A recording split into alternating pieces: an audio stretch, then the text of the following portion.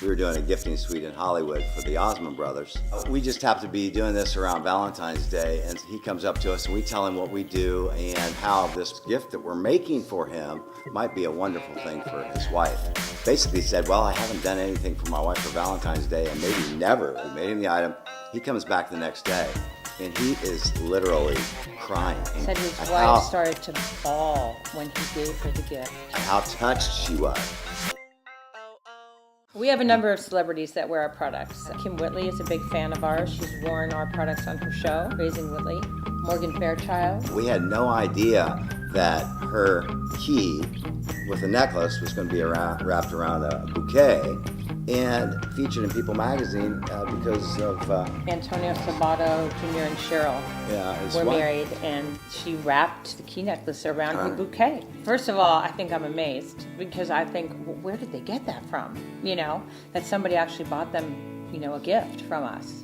While it means something to see a celebrity on TV with it, it's no more touching than it is just the regular person. For example, we had a guy from Canada. He needed the item tomorrow in Canada, you know, the next day, because that next day was the special day. It was a push present for his wife. The cost of our item actually was less than the shipping. She's on the phone with the guy, you know, making the item. I'm working out the bill, and I'm running to the post office to get this item. I think we had 20 minutes to get to the post office to get it down before the day was over. Just seeing somebody on the street, I think, where did they get that from? I mean, I don't know that person. You know, when I spot somebody with my necklace on or my ring on or a bracelet, it's something that I created, that I made, that I thought of. It's a product, a business, an idea that I brought to life. I'm very grateful to have Steve working with me. I mean, he's a huge help. He's the list guy. The list guy, yeah. But I don't know in any given day what I would do. I mean, you know, if I can't find it, he knows where it is. If, you know, we work really well together. I don't have any idea how somebody operates without a list, so I'm a list guy. I don't understand. Here's the items we got to do. We got to finish them, and so I don't understand how you do that without that. But that's why you made the item, and I just got to figure out how to get them out there. Criticizing me? No, stop it. No, I wouldn't do that. It's just to see somebody with a vision and an idea to have it come to fruition. That's not to be taken lightly, and that's a big deal for people and entrepreneurs today. Unlike a lot of businesses, our struggles are making sure that we get your item to you on time, that we've got enough product in stock. Our business is not just a business. It's a way to make people happy, and it's a way to help people celebrate, you know, the most special times in their lives.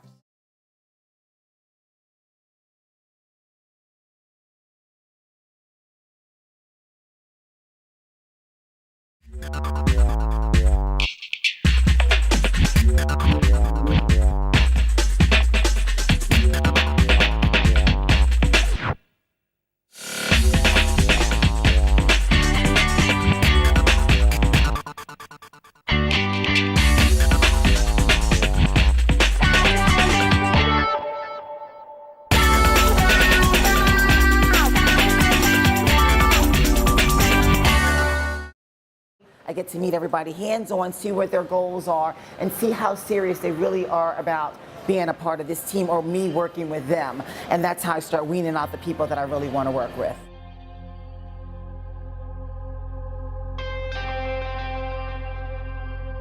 Bodybuilding is one of the most misunderstood sports and one of the most judged sports. You know, people think, you know, you're OCD about your diet. You know, they look at, oh, you must be taking something, or oh, what do you do to get those muscles? Oh, you don't want to look manly, or, you know, why are you doing this, or you're crazy. They think you're crazy. They think, oh, you're already in good shape. Why are you doing this? They think that you can just take a certain pill and that's it. No, you need to put in the time, you need to eat clean, you need to follow directions, you need to work hard, and you need to lift and train.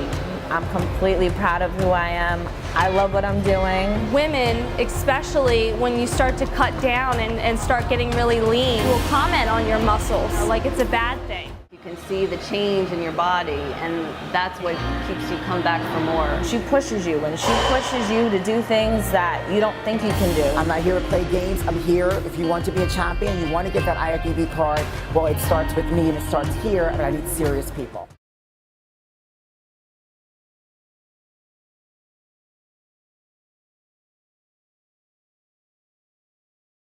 I brought a colleague with me to a pitch that I was doing at a very, very large corporation, and it was my product. This man who was looking at this product that I brought in was looking at the Caucasian man that I was with, as if I weren't there. At that moment, I said, oh, this has to change.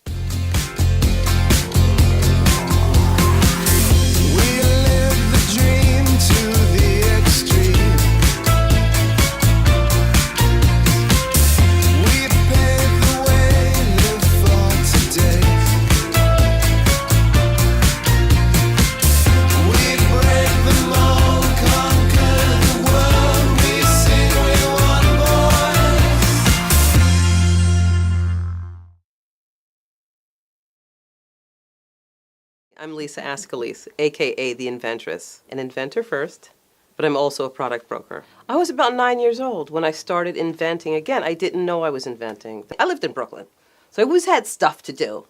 I glued my shoelaces to stay in one position, so I wouldn't have to tie my shoelaces. I want to go outside, I want to play handball. I am too busy to tie my laces.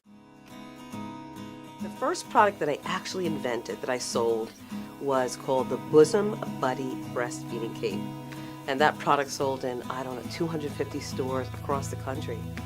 Mother care stores. I was blown away. I have a product called Perfect Pockets, which organized plastic lids. Sold that on QVC. And sold something called the Wrap and Store Organizer that helped me to organize my wrapping paper. Solution-oriented products sell. I kind of made my own path. So I made a lot of mistakes, and I made mistakes for other people.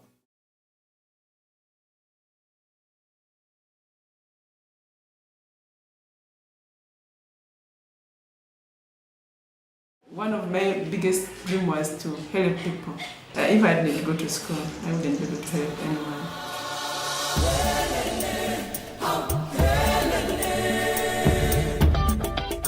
There are a lot of people in the community having dental problems, both children and adults. And for a long, long time since we began the unit, we didn't have dental services. If I teach them about the different services that we offer. In Africa, most people think that when you get a toothache, the only solution is to extract. Just go back home, pull out the teeth by themselves locally, but many of them also would get a lot of infection, a lot of problems, and then come back a year for treatment. My hopes is to reach out more to the people, to the communities, especially in the villages. I hope that my being here will help those ones who will never have the chance to reach the hospitals. Makes her a desire, to be like her. That is already changed. Being on my own, I can provide for myself, sustain myself. I can also sustain some other people.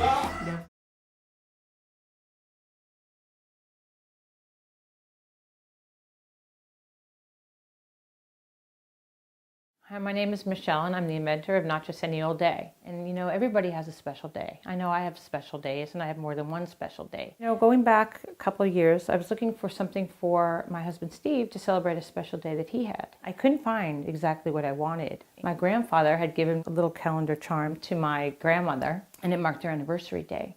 And so I always realized how special that was to her. And what I ended up doing was I designed a piece specially for him. I had one made for myself because I loved it so much, and then friends of mine saw it, and before I knew I had a business going. We started with a regular calendar. I decided that I was going to add a skeleton key bottom to it, and you choose your month, and you choose your day, and we mark the calendar with a Swarovski crystal. So come check out our jewelry and create something for your special day.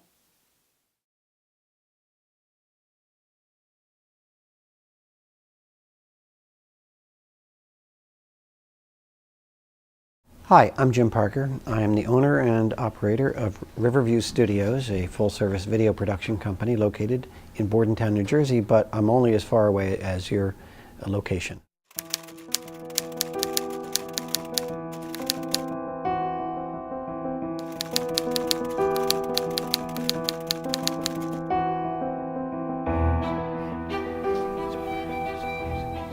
I've owned my own company, my own business for close to 40 years. I've only been employed by another organization for 2 of those 40 years. I had the opportunity to purchase the property which is now Riverview Studios. When it went on the market, I snapped it up the same day. I told the realtor, said, I want to purchase that building. He said, don't you want to see the inside? And I said, no, not today, I just want to buy it.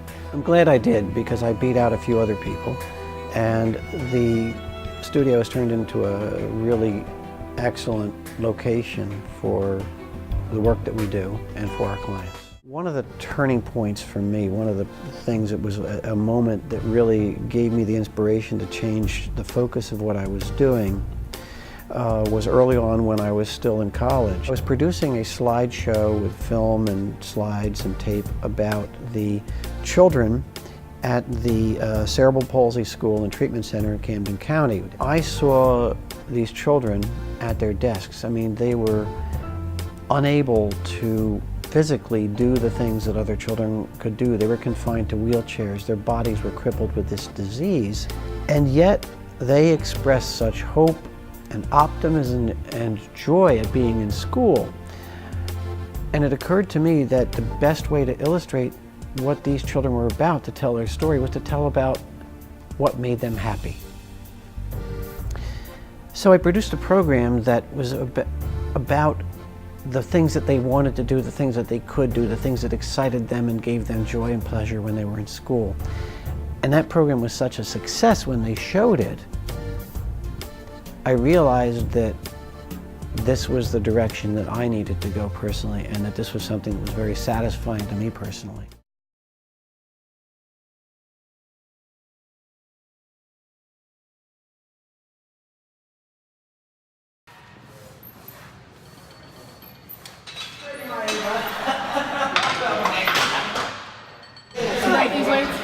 I'm using them. You're not using them right now. Did you see me just using them? Yeah, you were just using them. I'm still using them. You put them down. I'm standing here, aren't I? Yeah, you're standing there. I could have done my step by now. Hand on them. Ladies, that's right. Listen, we're not going to do this today. You both getting ready. We got plenty of weights here on this rack. What's down? I know my hand is my thing. We're still on them. Okay, but listen, ladies, listen. We got a lot of weights. All the weights? You want to tap all the weights? Listen, you do a set. Who's the owner? You do the set. It was just the attitude on this today. What's going on with this? Did anybody see what happened? What happened? Did anybody see it? Nobody you ladies see it. What's going on? She wasn't using the weight. Why are you ladies always you too?